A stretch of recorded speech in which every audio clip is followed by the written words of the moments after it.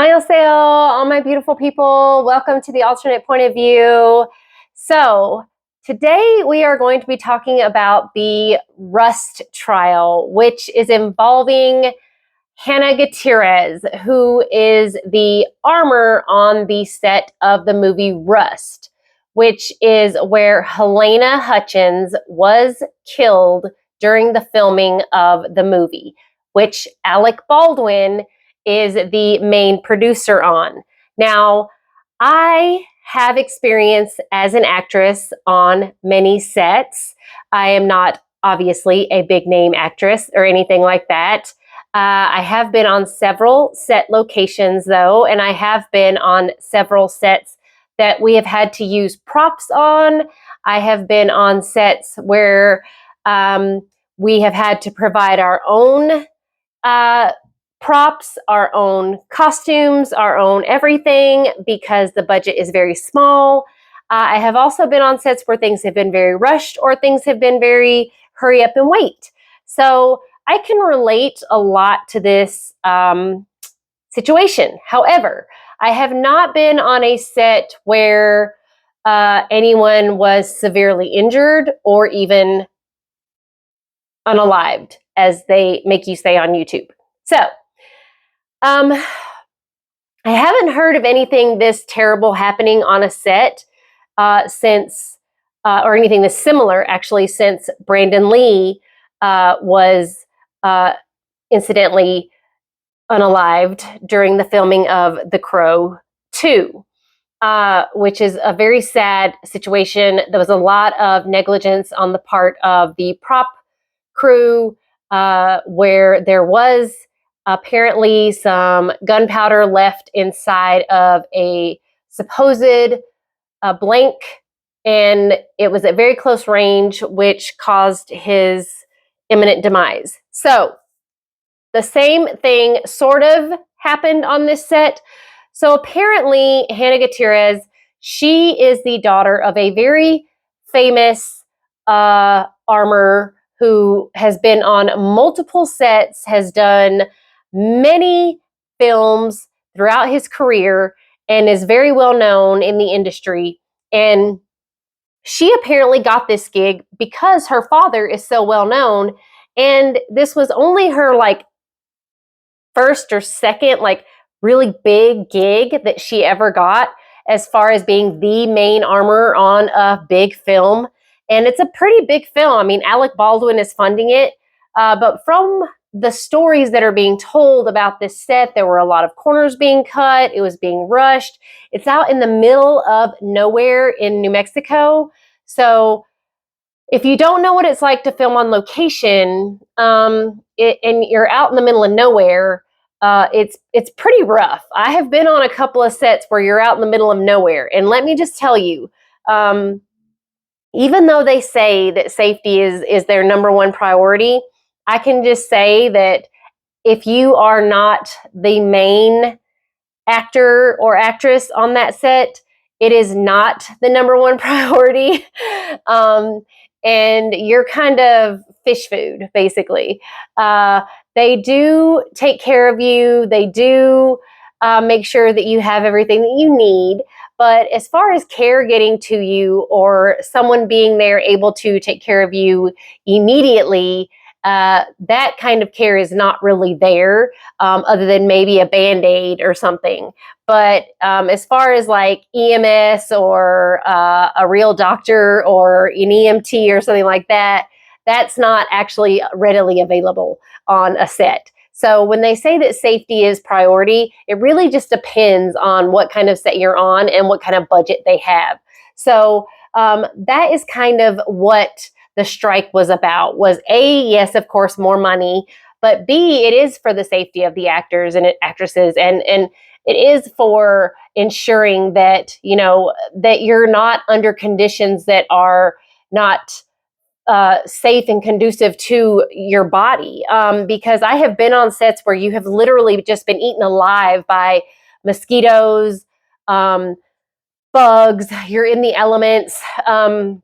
It's not comfortable. I have had to wear an outfit for a show that I was not very well prepared for the weather, I would say, and they wanted me to wear this outfit that I had to bring my own wardrobe to the set, and they always chose the same outfit for this particular show.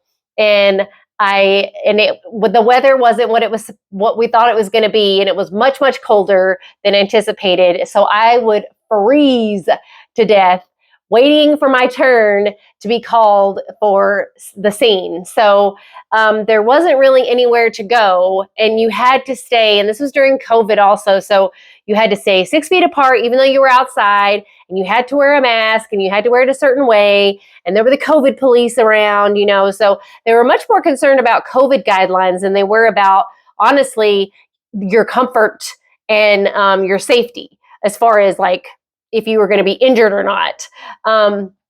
So I would say that the provisions and the level of checking the checker is not really there when it comes to movie sets. So it also, and again, also depends on who's funding it, who's backing it, and that type of thing. So what happened here basically is that this girl, because she was, and I'll tell you this as well, okay, on a lot of sets, a lot of the people that are working the crew, and they are the backbone, okay? I am not trying to like badmouth or diss any like crew members at all, because they work their tails off. Let me just say, they are the ones that are pushing all that heavy equipment. They're the ones that are getting the lighting right. They're the ones that are like constantly being yelled at. They're the ones that are putting in the hard, heavy lifting work. And they're the ones that are doing the main job when all the actors have to do is just show up for a couple of minutes and then go away. Okay, so I'm just saying, like, it is hard work what these crew people have to do. Okay, so I am not trying to diminish their job at all. So I will say though that there is a lot of like, okay, so they smoke a little weed. Okay, so there's some drugs on set occasionally. So I know they're trying to point that out with this Hannah girl. They're trying to say that she was getting high. There were some drugs in her system. She wasn't thinking straight, thinking clearly, and she was kind of blasé about her responsibilities. So there were some real ammunition mixed in with the dummy rounds and the blanks, and I'm not really sure why there was real ammunition on this set. And I really am concerned as to why they keep calling the weapons that they used dummy guns or fake guns, because they were not fake guns. They were not dummy rounds. They were actually real guns. These were real guns. They were brand new purchased guns. So they weren't dummy guns. They weren't fake. They were real. These were real Colt 45s. They were brand new purchased, and they were made to look antiqued, to look as if they were from that time period. So they were out in the middle of nowhere. So the fact that they got EMTs there when they did was pretty spectacular. I will say that for Alec Baldwin to say he didn't pull the trigger and that the gun just went off, I'll say this: guns don't just go off. Okay, that's not how guns work. For instance, this hairdryer is not just going to go off, right? I have this hairdryer. I'm holding this hairdryer just like this, but my hairdryer is not just going to go off unless I turn it on. I have to switch it on. See the little switch? You hear it clicking? It's not plugged in though. So, but I have to turn this hairdryer on in order to make the hairdryer come on. So it's not just going to go off, So you have to actually push the mechanism, pull the trigger in order to make it go off. Also, they're saying that the ammunition that she had in the belts, the ammo belts, the guns, there were live rounds mixed in with the fake rounds. Also, to tell the difference between the live rounds and the fake rounds, there are holes drilled into the fake rounds, and in the live rounds, there's apparently like a silver cylinder that shows that that is a live round, and the other rounds have a little indentation in them to show that they are a dummy round. I would just say that from what I could tell from what they're showing, like from a distance, I would not be able to tell the difference between a live round and a dummy round just by looking at it. And apparently, you're supposed to pick up the round and shake it and see if you hear the rattle. If it's a rattle, then it's a dummy. Because in a real round, it doesn't rattle, okay, because there's actual gunpowder in it. So she apparently did not do this, and she did not clear each weapon as she handed them over to the actors. Now, again, I would say, as an actor or anyone who handles a weapon of any kind, you should have some sort of training. You should never handle a weapon so lackadaisically as Alec Baldwin did in this film, because you should always handle a weapon, whether it be a prop gun, a real gun, a whatever type of weapon, as if it is real, because anything could happen. It has happened in the past, and I believe that. I mean, my gosh, Keanu Reeves has made 4 John Wicks, 4. And he is a professional.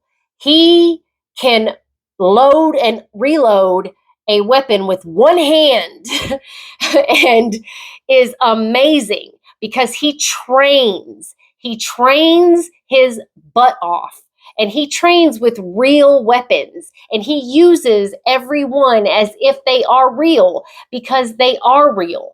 And Halle Berry trained, and every single actor who takes their skill seriously trains with real weapons because this is real life. Even though you're acting, it's real.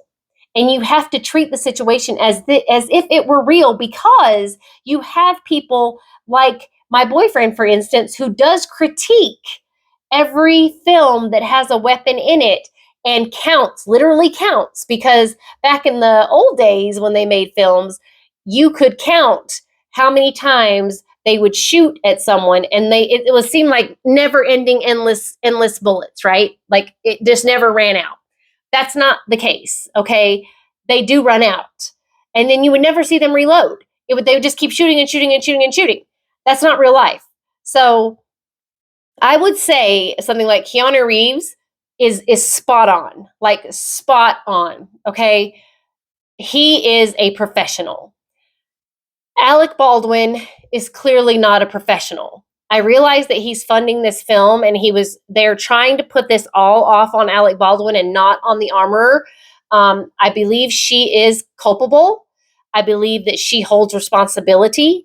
I believe there were corners that were cut in making this film, and I believe that although there may not have been criminal intent or malice in this situation, I do believe there was negligent homicide in this situation. I believe that if I were a juror on this case, I would find negligence.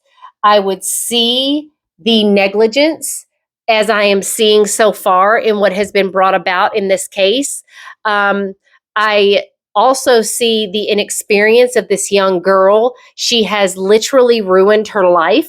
She has taken the life of another by her irresponsibility and her over honestly, her over ego, because I think honestly, because she came from someone who has a very powerful name in Hollywood as one of the most pronounced armorers in the industry. And she floated off of that coattail. And I believe that is what got her where she is. And unfortunately, she did not have the experience that her father had. And she did not go through those bullets and that ammunition box meticulously like she should have. I can tell you, it's very easy to get props mixed up because just being on set, like, I mean, just having to have a beer bottle, okay? Like, we would have to return our beer bottles. Like, they would have numbers, okay, for our beer bottles. and of course there wasn't real beer in them, but they would have these beer bottles, and we would be like, I would be number 15, right? So I would have to return bottle number 15 back to bottle number 15 spot, and that would be my beer bottle all day long.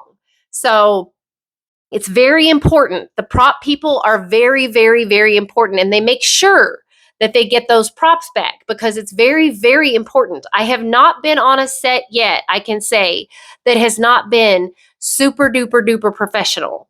I can promise that I haven't been on a set that hasn't been where it hasn't been very streamlined. Okay, there is a process. There are people that have a job to do and they're very serious about their jobs.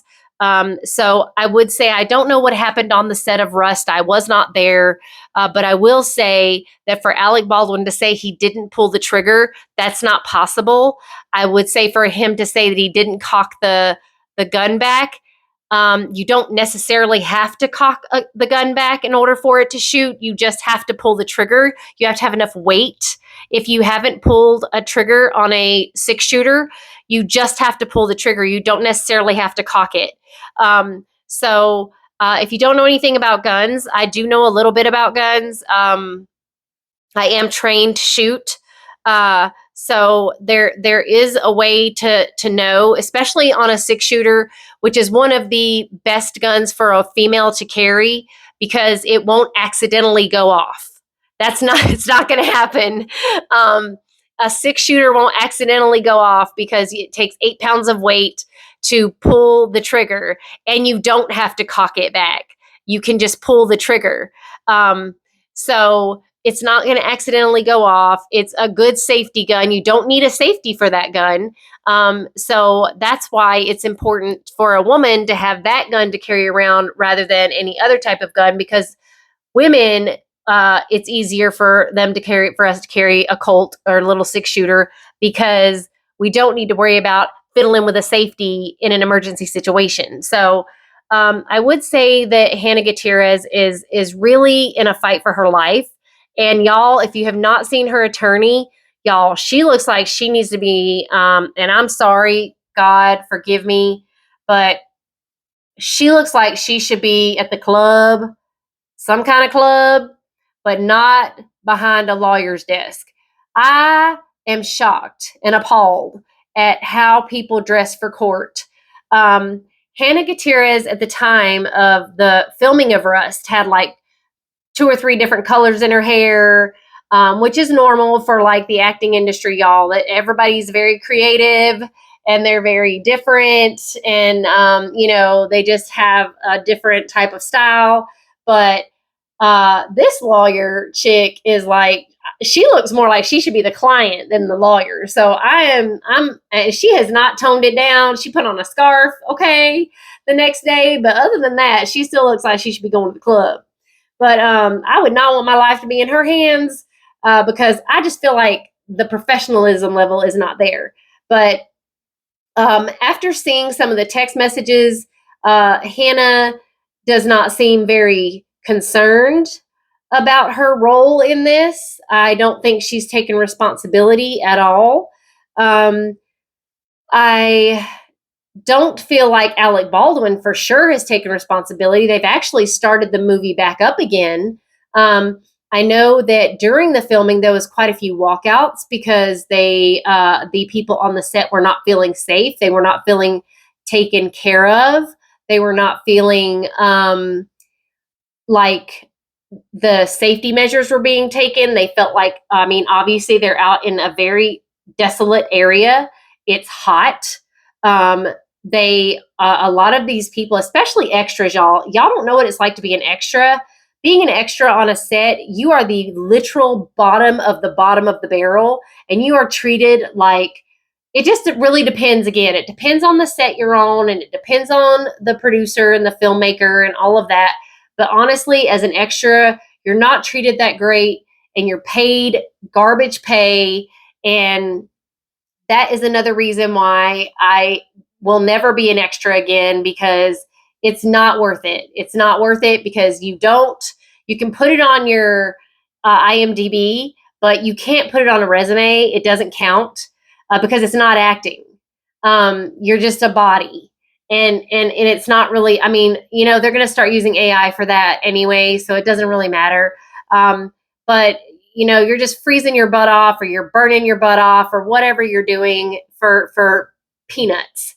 And you're not allowed to speak to the actors. You're not allowed to look at the actors. You're not allowed to anything. You're really just like peons, and it's really sad. It's really sad because, everyone has to start somewhere, but you're just treated like nothing.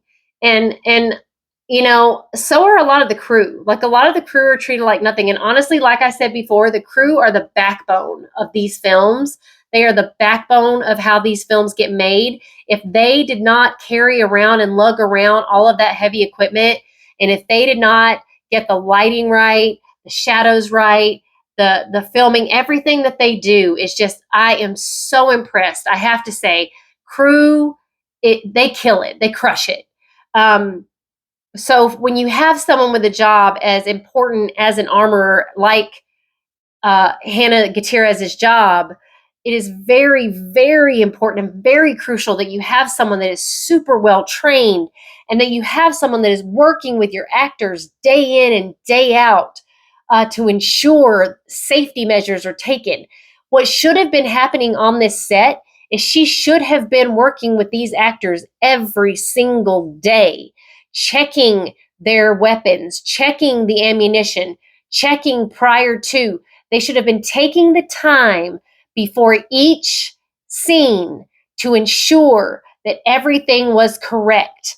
But unfortunately, it looks like things were being rushed because they were trying to get this film made in a quick amount of time.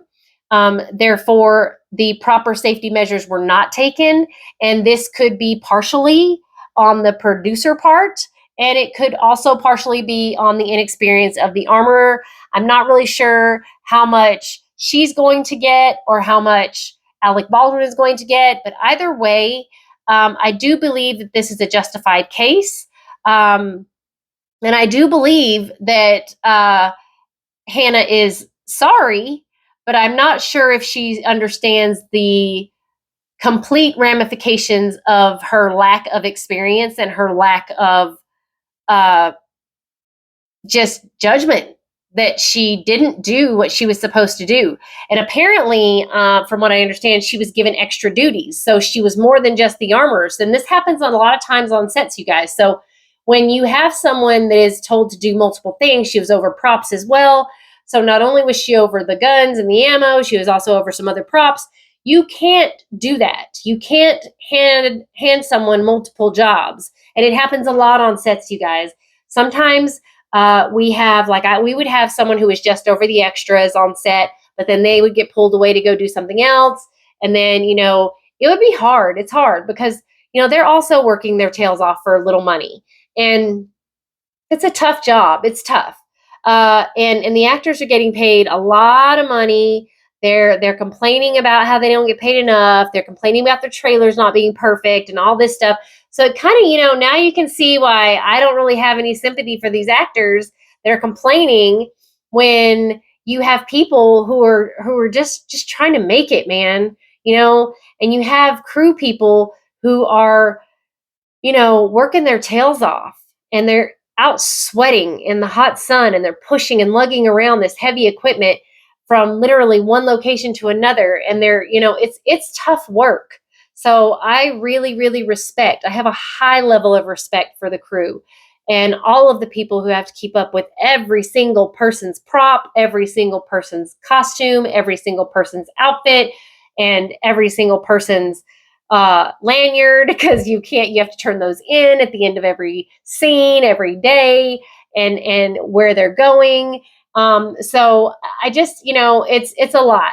So I would just say that for someone like assigned a position that high of a caliber on a set like that, she should have been more aware. So they were only on day 2 of the trial. I don't know how long they plan this trial to go, how much more they're trying to do. I do know the defense is trying to put this more off on Alec Baldwin than they are on her. However, this was her job. And again, they were just doing blocking. They weren't doing a scene, they were blocking. So there weren't supposed to be any actual action being done. So I'm not sure how Alec Baldwin ended up pulling the trigger. So if you don't know what blocking is just basically you put you put an actor, you're putting an actor here, you're putting an actor here, and you're just trying to see how it looks on film. Okay, you're just trying to see if actor A and actor B look good here, how's the lighting, and all of that. And then once they say they got it, then they can start filming. Okay, then they'll start the filming. But all the blocking is really just like, and then you'll have, the crew members that are like, we got to put tape down so actor A knows where actor A needs to go, actor B knows where actor B needs to go. Then you got to have the lighting guys over here putting all the shadow and all this stuff. It's a big ordeal. It's a long process. It takes longer for them to do blocking than it does to do the actual scene. I can promise you. So that's what they were supposed to be doing. They were blocking. They weren't filming. So I don't believe any of this was actually caught on film. So they weren't filming anything. They were just trying to get the blocking right. Okay. So they were trying to get the lighting right, trying to get the positions right, all of that. And then I'm not really sure why Alec Baldwin even had the gun in the first place, because he didn't need it for the blocking scene.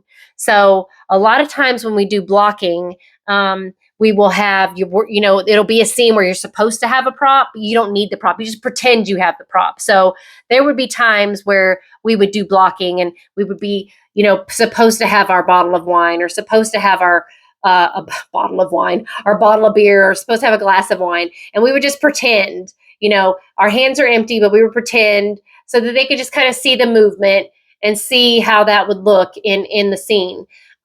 So technically he wasn't supposed to have the gun. So I'm not really sure why he had it. So that will all come out later, I think. I don't know. I don't know what the answer is to that. It's definitely coulda, woulda, shoulda, I think, kind of situation. So I'm curious to find out if he just wanted to be prepared for the scene when it was time to start filming the scene, or if, I really don't know. But apparently, according to the trial, Hannah just passed off. She kind of halfway checked the gun and the cartridge, and she didn't really check each individual casing. She just opened it, looked at it, closed it, passed it off to the AD with and that was that. So, but according to Alec Baldwin, he thought it was clear. But again, it passed through 3 hands before the incident occurred.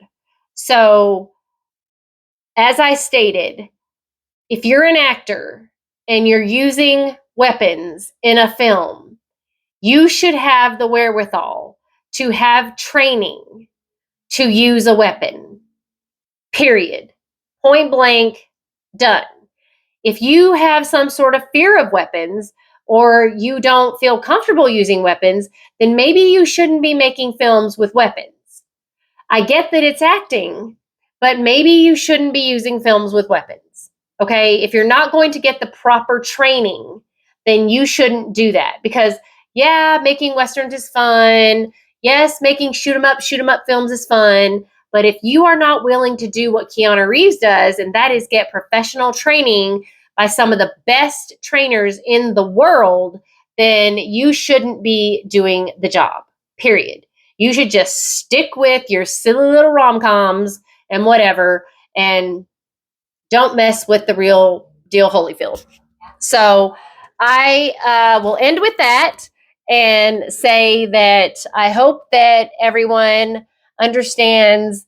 And if you have any questions about what a set looks like, what it, how it works, what type of things you need to do or learn, I can say going onto a set. Sometimes you go in completely blind. You have no idea what you're supposed to be doing. You have no training of any kind. You just go in. Sometimes you go in and you kind of have an idea of what's going to happen. But I can just say it's a risk, okay? And you have to be honed in on your craft.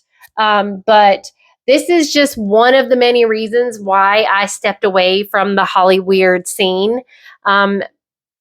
This safety and also creativity is not there anymore. We're just doing a lot of remakes, redos,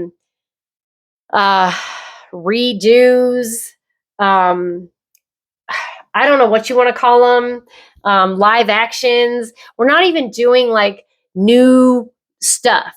It's as if we have no creativity, like we've run out of creativity. So we're doing reboots and just things like that. Like, what is happening? Surely to goodness, we have creativity out there. Like, there are people out there that have ideas. But I think what's happening is that people have ideas. They're just afraid. They're afraid to bring forth their ideas because of how divided we are as a country. And that apparently in 2024, you cannot bring forth your idea because it is too touchy of a subject. Like comedy. Comedy is gone. Comedy is lost. There is no more comedy because you can't make fun of anything because it is offensive to everyone. So that is one of the reasons why I stepped away from acting. Because I want to have fun. I want to enjoy what I'm doing. And I think creating my own content is the best way to do it. And honestly, what's better than the true content? This is real life, you guys. This is the truth. This is what is happening in the world. And this is actually better than made up stuff. You can't make this up. Like, you can't make up someone who literally fails at checking ammunition on a film set and someone ends up losing their life over it. Someone who had their whole life ahead of them, that was up and coming in the industry, and left behind a child and a husband. It's so horrifically sad that you cannot make this up. So I pray for Hylana's family. I pray that I know this will not bring her back. I know it will not bring her creativity back. I just pray that it changes things in the industry. I pray that it gives Alec Baldwin some sort of conscience. I pray that it makes him see that he does hold some accountability in this. And I pray that he rethinks this whole "I didn't pull the trigger." Because, again, this hairdryer doesn't work unless I push the button. So let's not get it twisted, people. The gun doesn't work unless you pull the trigger. So that gun didn't just magically push out a bullet that had live ammunition in it that Hannah put in there unless he pulled the trigger. So whether he had malice and forethought or not, it is an accidental death. And whether it was accidental or not, someone lost their life. And whether you think you meant to do it or not, someone lost their life. And I really think that he needs to have a come to Jesus about this. And he needs to accept his responsibility and his role, because there are consequences and repercussions. It doesn't matter who you are. So we still have more days of this trial to go. I'll keep you posted and updated. Thank you so much for watching. Please stay tuned. I look forward to more videos to come. Thank you so much. Kamsahamnida. I will speak to you all in the next video.